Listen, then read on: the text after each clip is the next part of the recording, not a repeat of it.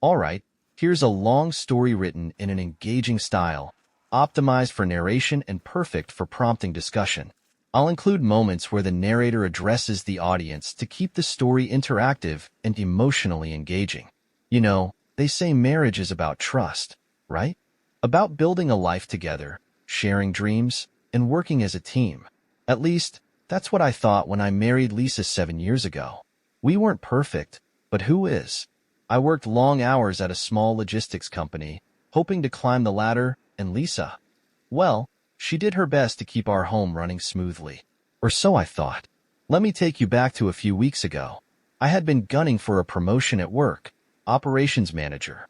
It wasn't flashy, but it came with a nice pay bump and, more importantly, a chance to finally feel like I was providing the life Lisa deserved. Problem was, my boss, Greg, had a reputation. You know the type. Sleazy, manipulative, the guy who holds power just a little too close to his chest. Getting on his good side was the key to success, but damn, was it a steep price to pay.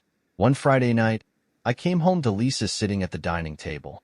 She looked tense, like she had rehearsed a conversation in her head 1,000 times, and still wasn't sure how to start it. I knew something was up immediately. "How was work?" she asked, too casually. "Same old. Greg is being Greg. Still dangling that promotion over my head like it's the cure for cancer," I joked, trying to lighten the mood. But Lisa didn't laugh. Instead, she said something that made my stomach drop. "I think I found a way to help you get that promotion." Now, before I tell you what she said next, let me just ask. If your partner came to you with some grand, cryptic offer like that, would your first thought be suspicion? Or would you just feel grateful they were looking out for you? Let me know, because I still can't decide if I was naive or just blind. Anyway, I asked her what she meant, and she hesitated, biting her lip. Finally, she said, "I ran into Greg a few weeks ago at the gym, and we talked about you." "Okay," I replied, not sure where this was going. "He mentioned that he values loyalty, that he needs to trust the people he promotes. And I thought maybe I could, convince him that you're the right guy for the job." I stared at her, not quite understanding. "What does that mean, Lisa?" And then she said it, flat out, like it was the most logical thing in the world. "I slept with him." Now, stop right here. Let me ask you, how would you react if your wife dropped that bomb on you? Would you scream? Walk out? Throw something? Or would you just sit there, frozen, like an idiot, because your brain can't even begin to process what you just heard? Guess which one I did. I sat there, frozen. "You what?" was all I managed to choke out. "It wasn't like that," she said quickly, her voice trembling. "I didn't do it because I wanted to. I did it for us. For you. To make sure Greg saw you as someone worth investing in. For us." I repeated, my voice rising. "How the hell is sleeping with my boss for us?" She started crying then, real tears, and for a split second, I almost felt bad for her. Almost.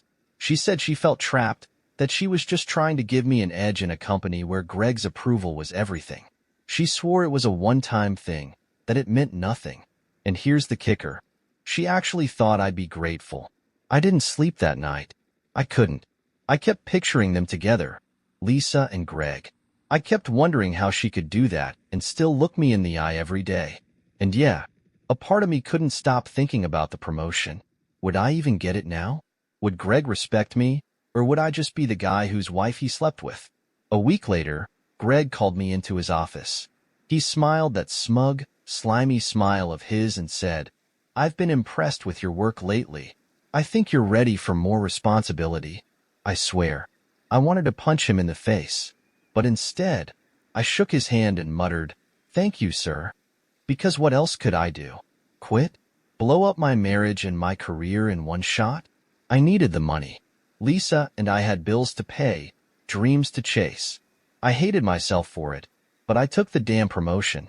And now here I am, telling you this story because I honestly don't know what to do. I haven't left Lisa. I haven't confronted Greg. I've just been going through the motions, pretending everything's fine. But it's not fine. Every time I look at her, I feel this sick mix of anger and betrayal. Every time I walk into work, I feel like a joke. Like everyone knows and is laughing behind my back. So, what would you do if you were me? Would you forgive her? Confront Greg? Burn it all down and start over? Or would you just keep your head down and take the win, no matter how dirty it feels? Let me know in the comments. I really need some advice. How's that? Alright, let's keep going. The days after the promotion were strange. It was like living in a house of cards, holding my breath so it wouldn't all come crashing down. Lisa was doing everything she could to act normal, or at least what she thought normal looked like. She started cooking elaborate dinners, leaving little notes in my lunchbox like she used to when we were newlyweds, and constantly asking me if I was okay.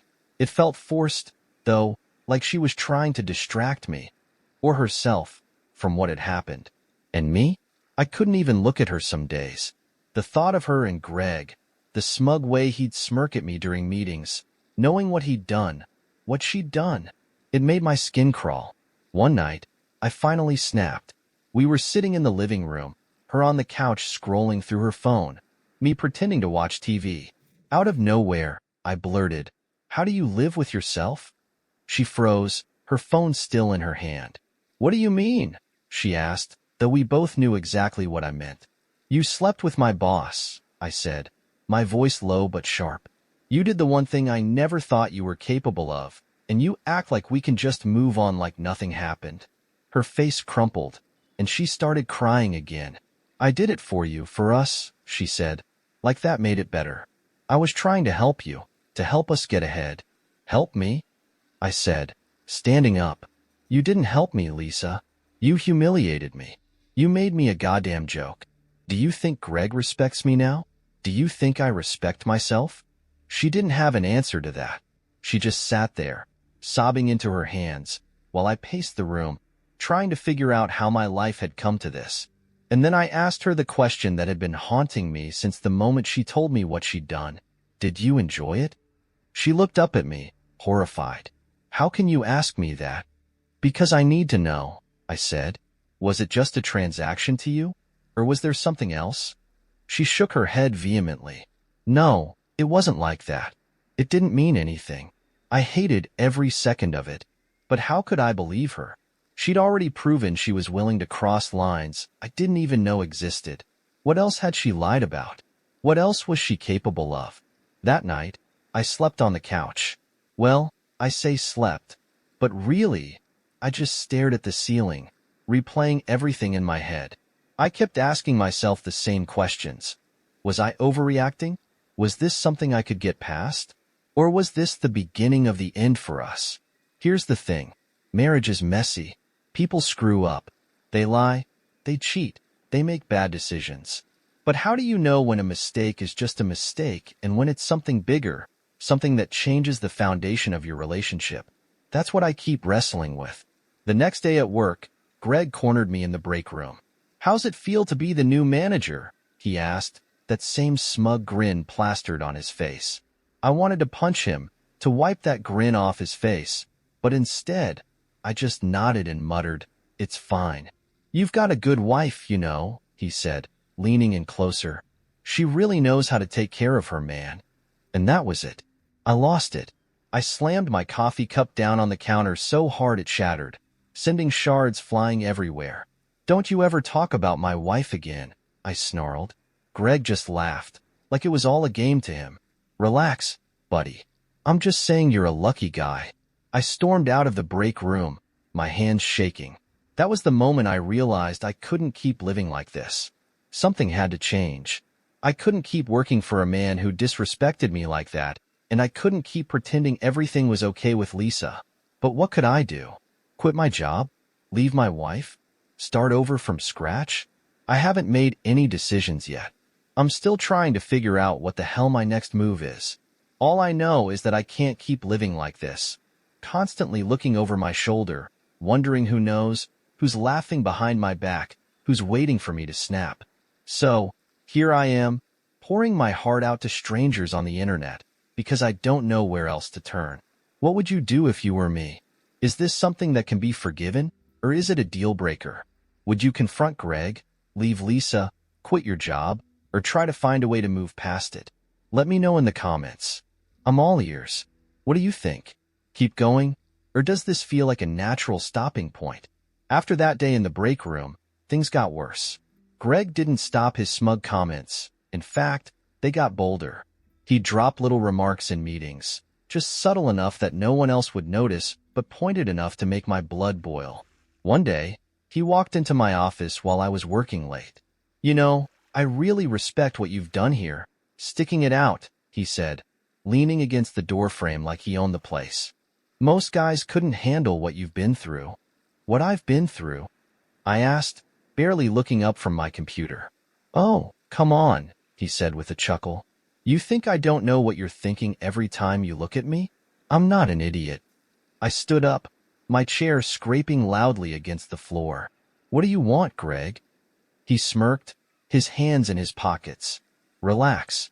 I'm just trying to have a little heart-to-heart here, man to man." "There's nothing to talk about," I said through gritted teeth. "You've already made your point." "Have I?" he asked, tilting his head. "Because from where I'm standing, it seems like you're still holding on to a lot of anger. That's not healthy, you know? Especially not for someone in your position." That was the moment I realized Greg wasn't just smug. He was dangerous. He wasn't just trying to rub my face in what had happened. He was testing me, seeing how far he could push me before I snapped. And the scariest part? I think he wanted me to snap. He wanted me to lose control so he could turn it around on me, make me look like the unstable one. After he left, I sat in my office for a long time, staring at the empty chair across from me. I thought about all the sacrifices I'd made to get here, all the long nights and missed weekends, all the times I'd put this job above everything else, including Lisa. And for what? To be humiliated and disrespected by a man who saw me as nothing more than a pawn in his sick game? That night, I finally told Lisa everything. I told her about Greg's comments, his behavior, how he was trying to push me to the edge. She looked horrified, but I could tell she was also scared. Scared of what this meant for us, for our future. "Maybe you should quit," she said softly. "We can figure it out. I'll pick up some extra shifts if I have to." "Quit," I repeated, laughing bitterly. "And go where? Do what?"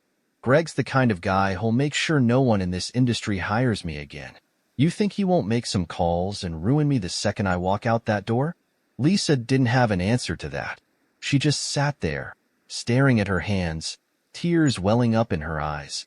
"I'm so sorry," she whispered. "I never meant for any of this to happen." "I know," I said, though I wasn't sure if I really meant it. The next morning, I made a decision. I walked into Greg's office, shut the door behind me, and told him I was done. "You can keep your promotion," I said. "You can keep your power trips and your little games. I'm not going to let you control my life anymore."